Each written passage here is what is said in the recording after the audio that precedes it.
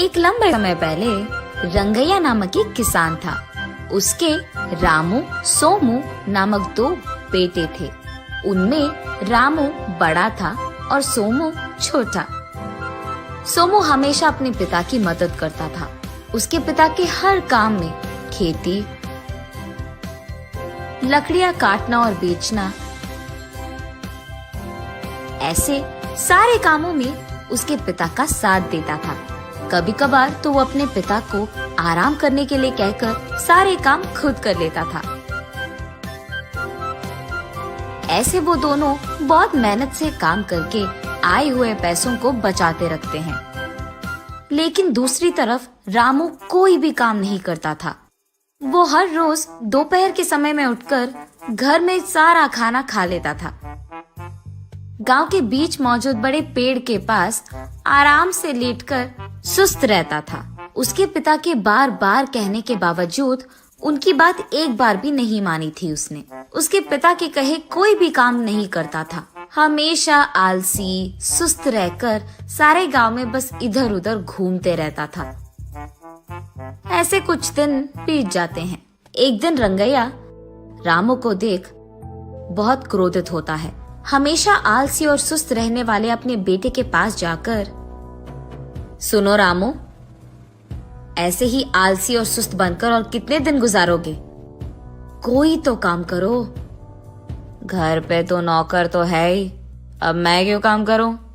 क्या तुम्हें हम नौकर दिख रहे हैं? हम यहाँ जो मेहनत करके कमा रहे हैं वो तुम सुस्त बैठकर गवा रहे हो। शर्म नहीं आ रही तुम्हें? देखो पापा, कुछ लोग मेहनत करने के लिए जन्म लेते हैं और कुछ लोग ऐश करने के लिए। मैं ऐसे ही हूँ। ऐसे कहता है। तुझे तो जिंदगी की कोई कदर नहीं है। एक न एक दिन तू सबक सीख ही जाएगा। जाओ जाओ, ऐसा बहुत सुना है मैंने। ऐसे कहता है रामू। रंगैया को गुस्सा आता है और वो वहाँ से खेत की ओर बढ़ने लगता है। रास्ते में उसे उसका दोस्त रमणा मिलता है। क्या हुआ रंगैया, ऐसे हो? क्या हो गया? अब क्या ही बोलूं रमणैया, हमेशा का ही तो है। उनकी माँ नहीं है, इसीलिए लाडों से पाला है उन दोनों को। अब लग रहा है कि वही गलती है मेरी। क्यों रंगैया, बच्चे बात नहीं मान रहे हैं क्या? छोटा वाला तो ठीक ही है, मेहनत करता है, लेकिन ये बड़ा वाला ही इतनी उम्र आने के बावजूद घर पे सुस्त पड़े रह के ऐश करते रहता है। बस उसी की चिंता है बस। कहते हैं कि कुछ लोग शादी के बाद सुधर जाते हैं। तुम्हारे बेटे का वैसे भी शादी का टाइम आ गया है, तो करवा दो शादी। वो खुद नालायक है, अब उससे शादी कौन करेगा? ऐसे सोचता है रंगैया। अरे ऐसे ही लोगों का ना बीवी जिंदगी सुधार देते हैं। आने दो, ये खुद सबक सीख जाएगा। चिंता मत करो, पहले शादी करवा दो।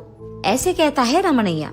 कुछ दिन बाद रंगैया रामू की शादी करा देता है। शादी के कुछ दिन बाद रामू की पत्नी सरला आराम से सुस्त में बैठे हुए अपने पति को देख सोचती है कि अगर पति ऐसे ही रहेगा तो उसके भविष्य में तो अंधकार ही रहेगा। तब वो फैसला करती है कि उसके पति का सारा जायदाद इसके मुट्ठी में होनी चाहिए। तब वो रामू के पास जाकर, सुनिए, ससुर जी से कहिए कि हमारे हिसाब की जायदाद हमें मिल जाए, वरना मुझे तो लगता है कि सारा जायदाद तुम्हारा भाई ही ले लेगा। ऐसे रामू से कहती है। सारा जायदाद वो क्यों लेगा? वैसे ऐसे क्यों सोच रही हो तुम? क्यों नहीं लेंगे? आप कोई भी काम करे बिना हर रोज ऐसे सुस्त बैठे रहते हैं। तुम्हारे पिता और भाई ही मेहनत करके ये सब कमा रहे हैं। अगर कोई दिन आकर यही कहेंगे कि तुमने कुछ नहीं किया तो ये सारा जायदाद तुम्हें मिलेगा भी नहीं, तो तब हम कहाँ जाएंगे? बोलिए। ये सुनकर रामू भी सोच में पड़ जाता है।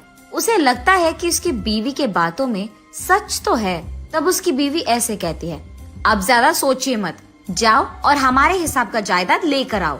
पैसे मिल गए तो ऐसे हर दिन सुस्त में आराम से बैठ पाओगे, ठीक है?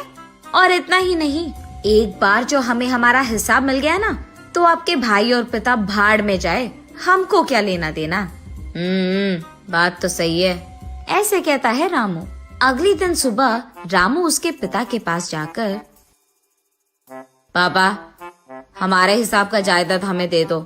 ऐसे कहता है। क्या जायदाद में हिसाब? तुम्हारा है ही कहाँ जायदाद? ये सुनकर आश्चर्यचकित होकर रामू, हाँ ये क्या, जो भी हमारे पास है उसमें तो आधा मेरा हिस्सा है ना, और इतना ही नहीं, मैं तो बड़ा बेटा हूँ, इस कारण तो मुझे ज्यादा मिलना चाहिए। अब तक तुमने एक भी काम नहीं किया, 1 रुपए भी नहीं कमाया, और तुम्हें आधे से ज्यादा जायदाद मिलनी चाहिए? काम नहीं किया तो क्या हुआ, हमारी वंश की परंपरा के हिसाब से तो मुझे जायदाद आधे में मिलनी चाहिए। ठीक है, मेरे कमाए हुए पैसों में ये घर और वो खेत, बस ये दोनों आएंगे, इसलिए इसमें आधा हिस्सा तुम्हारे नाम पे मैं लिख दूंगा, लेकर चले जाओ, ऐसे कहता है रंगैया। हाँ, तो फिर बाकी के खेत? वो सब तुम्हारे भाई का मेहनत का काम है, वो तुझे कैसे देगा? उनपे तुम्हारा हक भी नहीं है। ये सब देख हैरान होकर रामू उसके बीवी के पास जाकर उसे सब कुछ बताता है। ठीक है, कम से कम ये तो मिला, पहले वो सब ना मेरे नाम कर दो, वरना वो भी ले जाएंगे तुम्हारे परिवार वाले। हाँ, उसकी ये बातें सुनकर रामू बिना कुछ सोचे समझे सारा जायदाद उसकी बीवी सरला के नाम कर देता है। अब तक काम पे नहीं गए तुम? काम का शब्द सुनते ही, क्या मैं काम पे जाऊं? क्या बात कर रही हो? आराम से सुस्ती में बैठने के लिए तुम्हारे मेहनत के पैसे नहीं है यहाँ पे। आज से जितना तुम कमाओगे उतने में ही तुम्हें खाना मिलेगा, वरना अभी से तुम्हारा खाना पीना बंद, ऐसे गुस्से में कहती है। ये सब सुनकर हैरान होता है रामू। क्या 2 दिन पहले ही तो पूरा जायदाद मिला है हमें, ऐसे क्यों कह रही हो कि मेरे पास पैसे नहीं है? कहता है रामू, वो मेरा जायदाद है, मेरे नाम पे लिखा है। आज से तुम मेहनत करके जो भी कमाओगे वही तुम्हारा होगा। आज से हम दोनों को खाने के लिए, घर में सामान के लिए जरूरी चीजें तुम कमा कर लाओगे।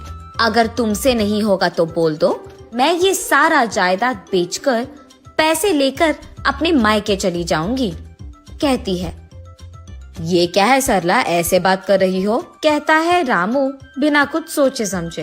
वरना क्या, तुम्हारे जैसे आलसी सुस्त पति के साथ मैं कितने दिन रहूंगी? खुद का खाना नहीं कमाना आता और पत्नी चाहिए, ऐसे कहती है। ये सुनने के बाद रामू को उसके पिता की बातें याद आती है। उसके बाद अपना व्यवहार बदलकर उसी दिन से मेहनत से काम करना सीख जाता है। उसको जायदाद में मिले खेत में वो खेती करना शुरू करता है। पशु के दूध निचोड़कर सबको बेचता है, लकड़ियां काटकर और थोड़ा कमाता है। ये सब काम करके आए हुए पैसों को उसके बीवी के हाथों में देता था, तभी उसकी बीवी उसे खाना देती थी। ऐसे वो हर रोज मेहनत करना सीख जाता है। कुछ ही दिनों में उसका वेतन भी बढ़ता है। मेहनत करके पैसे कमाने का मजा रामू को समझ आता है। मेहनत से काम कर रहे अपने बेटे रामू को देख रंगैया को बहुत खुशी होती है और सोमू को खुशी के साथ साथ गर्व भी होता है। नैतिक, जब आदमी का व्यवहार ठीक नहीं रहता है तो समय खुद उसे एक सबक सिखा देता है।